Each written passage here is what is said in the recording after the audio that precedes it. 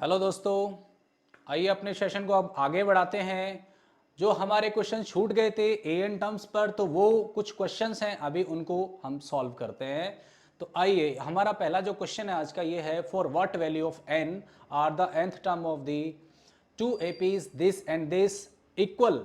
इसका मतलब क्या है कि ये आपके पास दो सीरीज हैं, इन दो सीरीज की जो वैल्यूज हैं आपके पास, जो nवे पद पर पहुंचने के बाद बराबर हो जाती हैं, जो इसके nth टर्म है वो बराबर हो जाती हैं। तो इसको समझिए कह क्या रहा है ये। एक आपके पास वैल्यू, ये सीरीज है 63, 65, 67, ये बढ़ती जा रही है और ए एन तक पहुंचती है।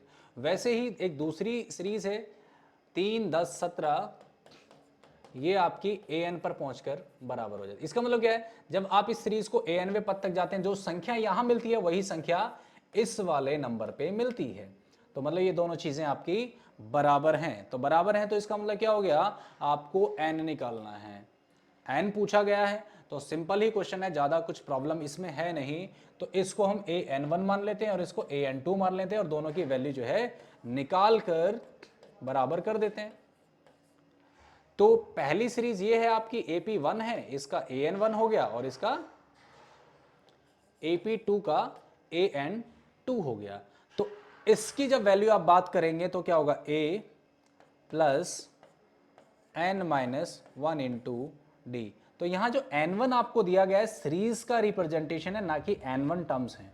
यहां पर भी ये टू सीरीज 2 को रिप्रेजेंट कर रहा है, इसके पदों की संख्याओं को रिप्रेजेंट नहीं कर रहा है। एन सिर्फ कॉमन है, क्योंकि इसमें जितनी संख्या ये आगे, जितने पद ये आगे जाती है उतने ही पद ये आगे जाती है। तो ये बात इस तरह से कही गई है।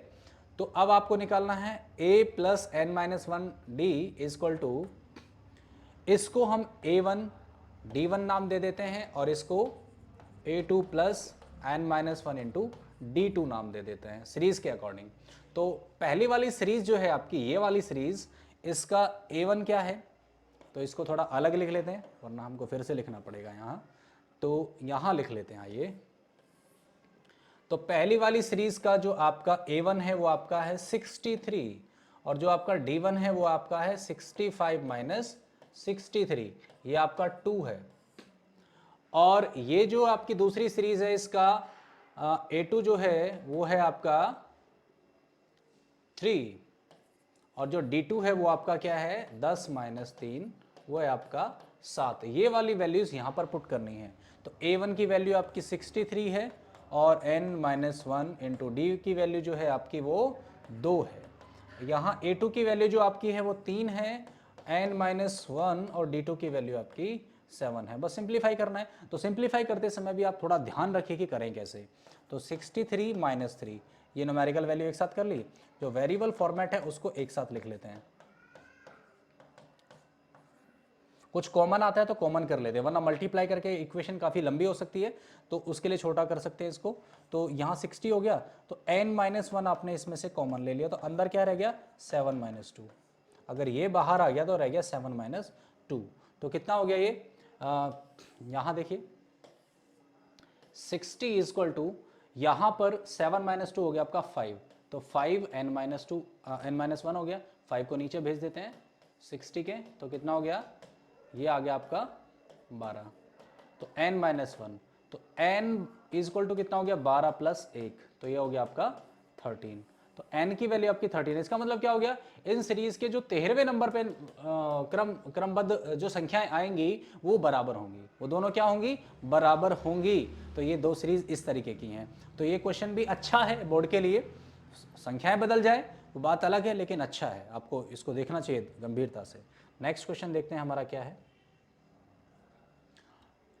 हाँ, जो क्वेश्चन मैं आपको बता रहा था लास्ट क्लास में, एक वीडियो में मैंने आपको बताया था कि इस तरह का क्वेश्चन समीशन में आ सकता है।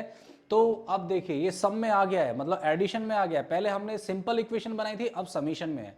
ये कह रहा है कि यदि फोर्थ और एट्थ टर्म दोनों जो संख्या बने उनकी पद्धति को जोड़े तो कितना बने, 24 बने। वैसे ही 6 को, छठी टर्म को और 10वीं टर्म को जोड़े तो 44 बने। तो इसका मतलब क्या है, समझिए इस चीज को।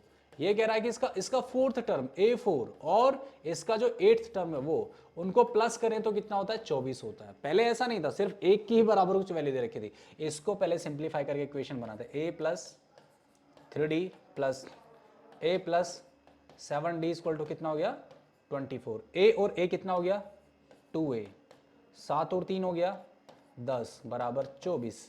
अभी इसमें से 2 कॉमन आ सकता है, तो 2 कॉमन ले लेते हैं, तो a plus 5d equal to हो गया आपका 24। तो a plus 5d equal to हो गया आपका, 2 से कैंसिल आउट करें तो 12 हो जाएगा। इक्वेशन आपकी 1 हो गई। इक्वेशन अभी भी वैसी ही बनी है जैसे पहले बनती थी, बस क्या है थोड़ा सा इसका कैलकुलेशन पोर्शन बढ़ गया है। दूसरा है A6 और A10, इन दोनों का अगर प्लस करें तो कितना आता है 44 आता है। चलिए इसको भी उसी तरह सिंप्लीफाई करते हैं, a plus 5d a plus 9d equal to 44। a और a को जोड़ा तो हो गया 2a, और 5 और 9 को जोड़ा तो कितना हो गया 14, तो हो गया 44।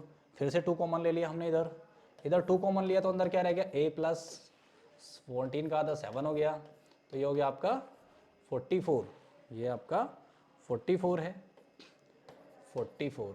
तो a plus 7d equal to हो गया आपका 22, क्योंकि 2 उधर जाएगा तो उसको डिवाइड कर देगा। Equation number 2। अब आपने इक्वेशन 1 और 2 निकाली हैं, तो फाइंड दी फर्स्ट 3 टर्म्स, तो AP ही पूछ रहा है वो, तो A और D निकल जाएगा तो हमारे पास AP आ जाएगी। तो आपके पास एक इक्वेशन और 2 इक्वेशन आ चुकी हैं।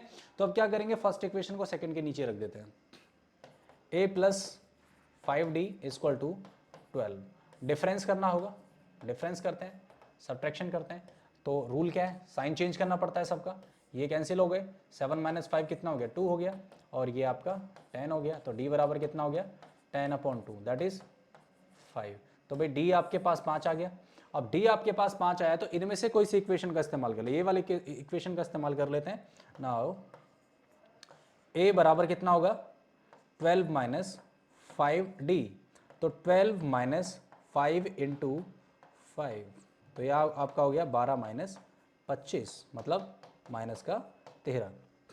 तो जो आपके a और d आए हैं वो ये आए हैं। तो अब आपको AP बतानी है, इसमें AP पूछ रहा है, तो AP निकालने का क्रम आपको पता ही है, क्योंकि आप ये चैप्टर पढ़ते जा रहे हैं। तो AP का क्रम क्या होता है कि जो कॉमन डिफरेंस होता है वो बराबर बराबर टर्म्स को आगे बढ़ाता चला जाता है। तो a आपका है अगर -13, तो उसमें क्या करना है आपको प्लस कर देना है 5। 13 में प्लस 5 करोगे तो कितना आएगा -8 -3।